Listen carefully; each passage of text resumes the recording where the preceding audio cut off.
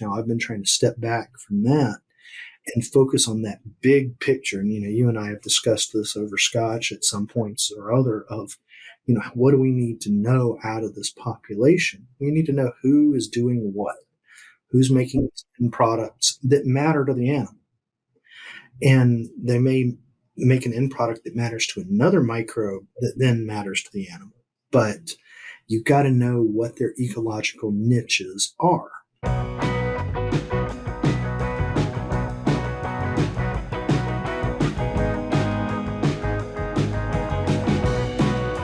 Hello and welcome back to the Dairy Podcast Show. My name is Barry Bradford from Michigan State University. Today I'm excited to chat with Dr. Todd Callaway. Todd's an associate professor in the Department of Animal and Dairy Science at University of Georgia. He's a ruminant microbiologist who graduated from the University of Georgia and then completed his PhD in microbiology at Cornell. He joined the Ag Research Service of the USDA and served as a research microbiologist in the Food and Feed Safety Research Unit in College Station, Texas. During this time and continuing till today, he's published over 250 refereed journal articles, over 40 book chapters, and he edited 3 books. He's received several awards from the American Society of Animal Science and the Ag Research Service of the USDA, as well as the 2023 American Feed Industry Association Ruminant Nutrition Research Award. His research is focused on the role of the gut microbiota in the nutrition of cattle and how the complex environment of the cattle gastrointestinal tract can impact food safety and production efficiency. He's led research focused on improving digestibility and altering end products from microbial fermentation, including impacts on methane, ammonia, volatile fatty acids, and nutrient digestibility. So, Todd, thank you so much for joining us today. Welcome to the show. Gladly. Thanks, bud. I appreciate it, Barry. So how are things going at Georgia? You've been there for how long now? I've been here for just completed my 6th year. So been here long enough to kind of know where the bathrooms are and, where you can get around the building. And so even though you're a student there, you actually are in a different building, correct? It's a completely different building, and the last person just left here who was a professor when I was a student. So now it's a completely clean slate. But yeah, when Mike Azen retired, that was the last professor who taught me as a student. So thinking back to your time as a student, what did you start, what did you begin studying when you entered college? Did you start in microbiology? No, I didn't. I started at, like most of us, I'm going to be a veterinarian, and I was working for a vet here in central Georgia, and had worked up to the point where I was doing surgeries by the time I was in college, and we had a program here, an accelerated start to vet school after 3 years, and I got turned down by that, and it was the first time I'd ever been told no on something academically. And I kind of got a little mad, to be honest. I'm a little bit of a jerk. So I pasted the rejection letter right over my bed, and I can show you the letter, and it's got a little thumbtack hole in it, where I saw that every morning and every evening for a year. And I started working in a nutrition lab with Marshall Streeter back in the day, when he was still here at Georgia. So we started doing ruminant nutrition and working a little with Scott Martin, a rumen microbiologist. And, it was kind of cool seeing how the microbes affected the animal. And then I was faced with that choice I got into vet school and got into grad school. I had to make that choice of which road do you go down. And I chose going on the nutrition side. So I did master's in ruminant nutrition, and halfway through my master's, Marshall Streeter left. So I then shifted over to being under Martin fully instead of just half. And then that's where I became a, quote, microbiologist, and then got the opportunity to go to Cornell and study with Jim Russell. And he had been booted out of the animal science department there at Cornell, so he was only in micro.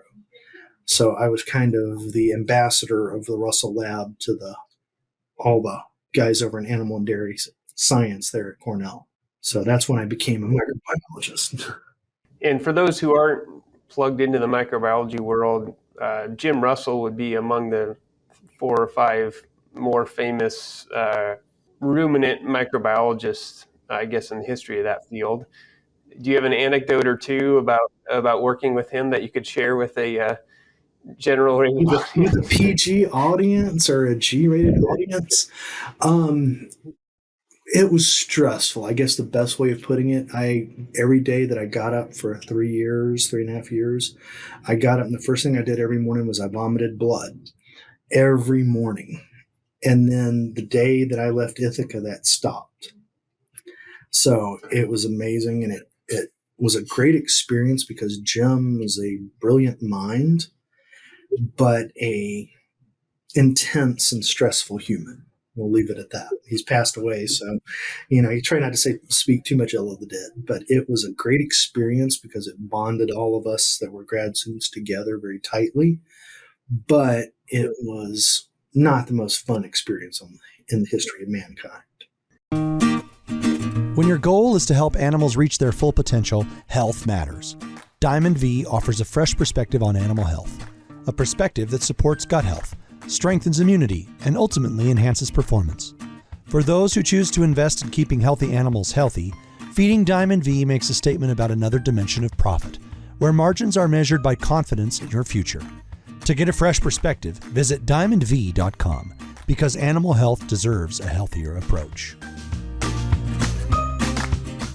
Well, kudos to you for making it through and coming out stronger on the other end. So I think that the time you were in grad school, maybe it kind of came a little after that. To me, I think is an inflection point in gut microbiology. And you can correct me if I misstate this, but you kind of were at that stage where it was evolving from being able to only study animals that you could culture in a pure culture situation to sort of looking at this mixed soup of something and actually determining what's in there. Can you talk us through that and what it was like to be part of that? Yeah, and that really is, we've seen a revolution since then that has really changed how we understand microbes. So up until the early to mid 90s, you were truly limited to only being able to, what you could grow is what you could count. Then we started getting PCR and getting probes, and we started understanding archaea, the pathogens are different than bacteria and this. So you could start to vaguely quantify things that you couldn't grow. It wasn't perfect, but you could get a little picture of it. And it just kept getting a little bit better and better. And along about 2006, I was working with a guy, Scott Dowd, great guy, brilliant mind, kind of like you in that regard.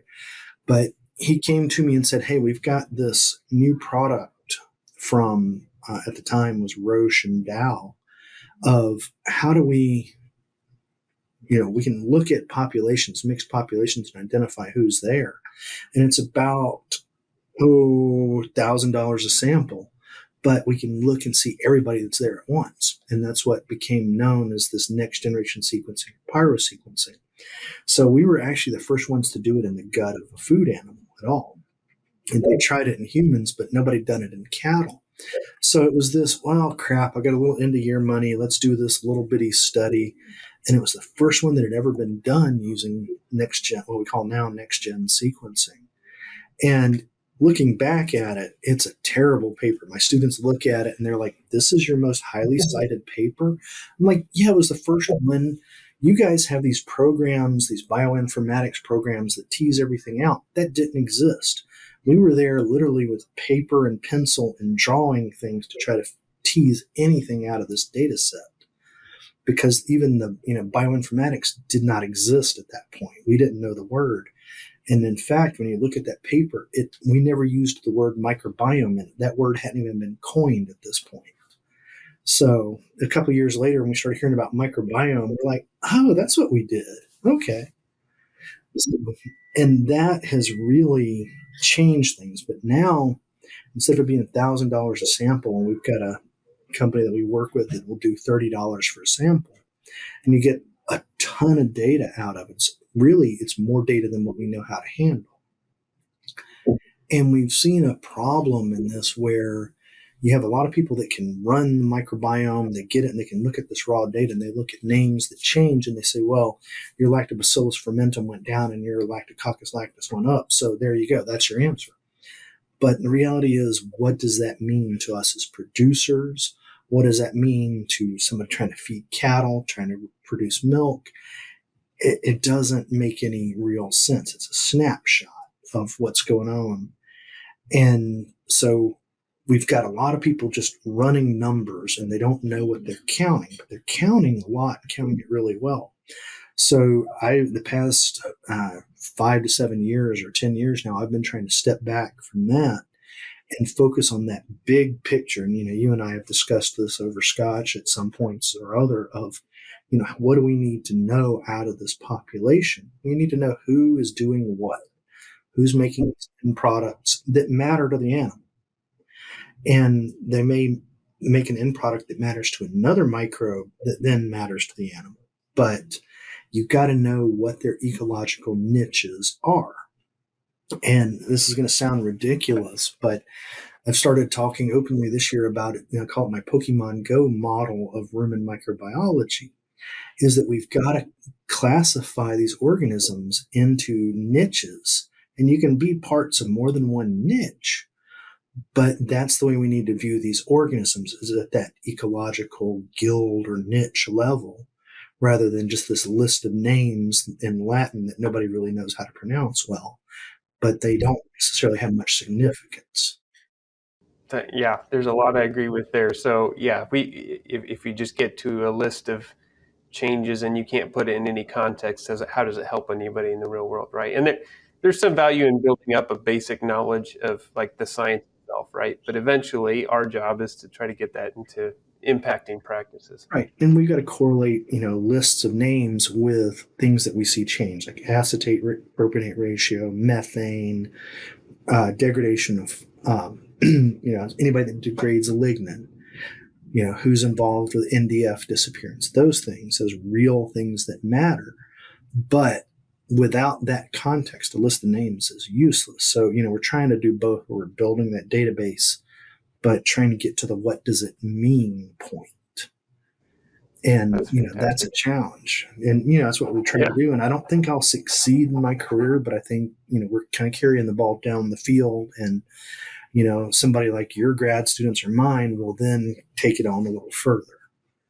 Not to use a football analogy, since we're national champs twice in a row. Had to dig in for you. I knew you'd find a way to stick that in there. I knew we had to have a bet on whether I could. And there we go. I want to step back.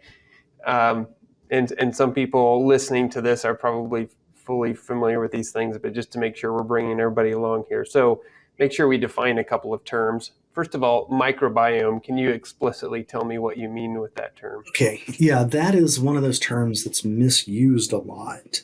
And the microbiome is really just saying, it's looking at this genetic mass that is in the rumen. So it's the DNA or the genetic potential of all the organisms there, and then you sort out which organism belongs to which set of genes. And the microbiome, that genetic potential, should represent your microflora or your microbial population composition. We know it's not 100% exactly right, because some organisms don't crack open very well or degrade their DNA very quickly. But in general, the microbiome is that microbial genetic or genetic material. So people use that interchangeably a lot with, instead of microflora or microbial population. I'm guilty of it too, just shorthanding it. And then I don't know how often people hear this term, but I'm used to hearing metagenomics. Help me understand. Is that completely overlapping with microbiome, or how do you define that term? And that's an area where there's not to me at least, there's not a set definition. But the one that I'm looking at is where you're comparing the microbial population or that microbiome across different animals or different treatments or different groups, where you're starting to look, instead of down counting at how many leaves have holes in them, you're counting how many trees of the beech or pine tree there are in a forest, that you're getting into more to that 30,000 foot view instead of that 6-inch view. So that's kind of what that metagenomics tries to do. And then you're doing the same sort of thing with metabolomics and all these omics, where you're starting to layer these things And that's where we can start to see these patterns emerging. Okay, so like families of species as opposed to individual Right, species, for families, example. or looking at the niches, the, Yep. say, fiber degrading niche, where you're not even worried about their genetics, you're worried about their jobs. And you look at that and then what their end products are. Some are going to make acetate, some will make a little more butyrate. How do you connect those dots and how do you weight those? And it goes back to looking at some old fashioned biochemistry again, looking at specific activities and those things that kind of make the hair on the back of our necks stand up. But when you talk to our grad students now, and I don't know if you've done this, but most of ours don't know those things until I teach them in class, because biochemistry departments have moved so far into molecular biology that they're neglecting teaching a lot of that basic enzyme Yep. kinetics. Yeah, I think that's true. Heavily nucleotide-based work. So one other question then to kind of put this in context for people that haven't played with this kind of data. When you're talking microbiome, people, at least I, tend to think about bacteria and maybe archaea. What all, if we were going to do this comprehensively, what all kingdoms of life would this encompass? Well, ideally, it will take your bacteria and your archaea, as you mentioned, but look at fungi and protozoa, because the problem with why we've neglected protozoa and fungi for so long is protozoa. The only person that's able to grow them really well currently is Jeff Firkins. And I mean, Jeff well. Jeff's the master now, but he learned from Burke Doherty. But no one else has been able to grow those organisms in pure culture for more than about 2 weeks, other than Burke and now Jeff. So we don't have this 50 years of knowledge of what these organisms act like in the test tube. And they depend so much on interactions with other organisms and multiple levels of trophism that it's hard to separate them in pure culture, which is a problem we learned from the bacteria, that these organisms interact so much and change each other's biochemistry that it's hard to look at that and say this is what this organism does, because it depends on its neighbors. So we need to understand the fungi because they're important in degradation, but they need other organisms to help them degrade the forage and remove those end products. So we need to understand how everything works together collectively. And that's a challenge because we don't know much about those protozoa or fungi. I mean, that's a black box. And, even now I kind of look at it and I cringe. I mean, we've got one paper that we're kind of working on off and on for about 5 years now, looking at fungi in the rumen, and it doesn't make any sense. I don't understand what's going on. And neither does the fungal person that's involved. So we're just kind of scratching our heads with, what is this? We don't understand. So that's the complexity of, even looking at one group. But how many, if you were actually going to get to the species level across those kingdoms, how many individual species, if somebody asked you that, what's your best guess right now in a Right typical rumen? now, in a typical rumen, I'd say there's probably 20 to 25,000 individual species and probably 75,000 strains of organism in there, and that will vary depending on your feed, because you've got transient organisms, you've got some that stay constantly, some that are carried in by birds, your overflying birds coming down the flyways, central flyway, that carries from one farm to another. So you get a lot of transient organisms that appear, and some of those can be pathogens. But I would say 25,000 is probably a pretty good guess, and there's probably 100 that are major players in the rumen. Now, you also have the fecal population, which is going to be different, but it's probably the same order of magnitude.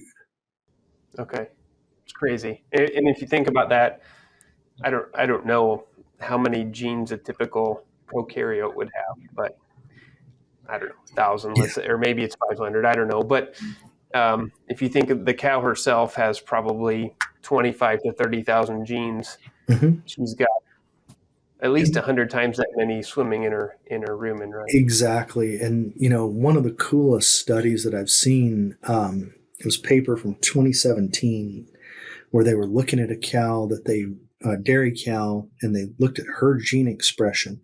And then they fed these cows a probiotic. And then they looked at the cow's expression of her genes, and that's all they did to these cows. And there were 11,000 genes that were that were differentially regulated of the cows just by feeding this probiotic. And a lot of those were inflammatory response, growth hormone, toll-like signals, all these fancy things. But that's just showing the interaction between the microbes and the animal. And I had no idea that it would ever make that big of a change in genetic expression. So it's kind of put me back on my heels and made me think a little more about it of, how do we do this? Is a probiotic kind of like giving them an aspirin?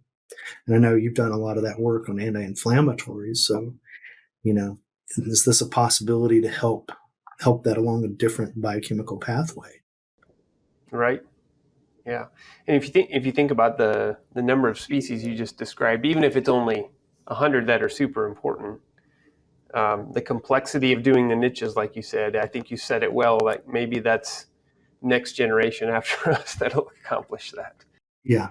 Because it's AI is coming into that picture where they're starting to figure it out, but we don't know how to tell AI what to look for and what's not real. Because AI is just like a dumb dog; it only does what you tell it, but we don't know how to tell it what not to do yet. Yeah, for sure. Wow.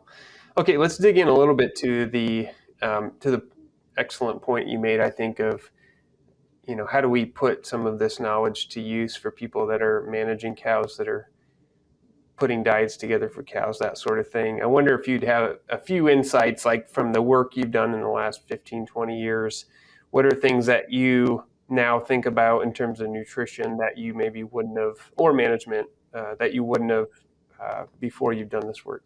Well, the stuff like one of my colleagues here, Chantal, has done a lot of work with heat stress, and I know you guys have dug into that off and on, and it's hotter down here. So if you want to do heat stress, come on down. We got you for that. But to see the effect, that two-way effect between the microbes and that heat stress and that physiologic response the animal has to heat stress is mediated to a large degree, but how it also looks a lot like acidosis and can lead to acidotic type situations. And, Lance Baumgart's done a lot of that too, along with you and, everybody else that has worked in that area. And to me, that's really fascinating in trying to work out what microbes are playing a role in that is something I think has a lot of impact in the near future of can we take the population and add it in that'll help tamp down that hot response. And looking at just simple things like how do we feed higher levels of grain. Well, there's a lot of products coming down the pipe of things to reduce lactate accumulation, increase lactate utilization and conversion to propionate. Things that we worked on 30 years ago that we shelved because we didn't understand what they were doing. Now we kind of have a better idea so that we can start going down that road. So I think we're in that place where we're starting to be able to tell people how you can beat or how you can do a little bit better with acidosis, how we can bring down bloat, some of these first level conditions that we saw. And then we're trying to get to those more subtle things like, is hindgut acidosis real? Well, I kind of think it is. Some of the data shows that it is. But how does that link with things like hemorrhagic bowel? Does it set the stage? Does it create an organism that's going to cause hemorrhagic bowel? Does it just create an environment where that could pop up? How does that relate? And that's like 3 levels of connection to get there. So, we're starting to see a little bit deeper than we did, but, unfortunately, every great answer leads to more questions at this point still. So, I've seen, you talked about it, how there's been this explosion, but you see it running about a 10-year cycle. And this is like my 3rd time seeing where the micro is popular and then people are like, that's stupid. And then you come back again. So, you're always up and down throughout your career because people tend to overpromise and underproduce. The biology limits what we can do. And, again, right now we're at a place where people are selling, let's do the microbiome of your animals, and that's going to help you feed them better. I've done this as long as anybody. I can't tell you what's a good microbiome or what's a bad microbiome. And if I can't tell you, then I'm, not to be arrogant, but I don't think there's anybody that really can. I don't know what is a good one. So, we're not at that point where the microbiome can tell us everything, but it's starting to fill in those blank spaces. So, I encourage people to watch out if someone tells you the microbiome is the answer to everything. Well, no, it's not, but it could help us get there. Todd, I think you occupy a really cool niche in gut microbiology field, because I don't know very many people who have a foot both in, I would say, production efficiency. You have an interest in how do you use the microbiome to make animals more efficient, but also in pathogens, right? And in both human pathogens that are transmitted through food, but also I know you have some interest in things that are causing problems for the animal itself. And part of that, I think, is understanding, maybe the term you'd use would be different, but pathobionts, these organisms that are normally in the gut but aren't always pathogenic. Can you first of all explain what that term means and how you think about that in terms of managing the gut of an animal? Yeah, and that is a whole, we could have hours of discussion, because really what you're talking about is the fact that there's some organisms that live in the gut and they're just there. They're like a commensal. They're normally there. But when the right conditions come around or the right opportunity, it presents itself. And you got to remember, the gut is like any other ecosystem, like a jungle or a desert or a pasture. If there's a niche that opens up because you say you went through your pasture and sprayed it for hogweed, well, Johnson grass will have an opportunity to come in and take over that space. That's the same thing going on in the gut. And if there's something that happens, whether it's heat stress or a dietary shift, that can open up a hole in that ecosystem where a pathogen will increase its population. And once pathogens reach a certain population, most of them, they have what's called quorum sensing, where they detect, because of their biochemistry, other members. There's enough of us around, so let's make this toxin, or let's make this chemical that's going to open up the epithelial tissue for us to penetrate the animal. So that's where you start running into problems. So we've done a lot of work over the years of looking at that normal carriage of pathogens and what's normal, what isn't, and trying to understand how we can use things like diet to stabilize the population and keep those pathogens out. And that's kind of been a lot of what I've done over the years. And one of the jokes I tell people is, I tell the microbiologists I'm a ruminant nutritionist. I tell the nutritionists I'm a microbiologist. And you don't let those guys talk to each other, and then you're fine. But until then, you kind of play a little bit dumb. So then I also tell the food safety people I'm a nutritionist and a microbiologist. And so, you kind of play off those three corners. But it's been really interesting sitting in that spot throughout my career. Do you think there's possibilities to, and I think you kind of got at this a little bit, but do you think there's actually opportunities to, rather than try to get rid of, say, salmonella, that we find strategies to keep it in its lane, so to speak, of it in its happy place, so it stays commensal in its physiology? Yeah, I think there's the possibility of that, of giving it a nutrient that's going to keep it kind of non-pathogenic, but also by putting organisms in that compete with it, where we can keep its population lower.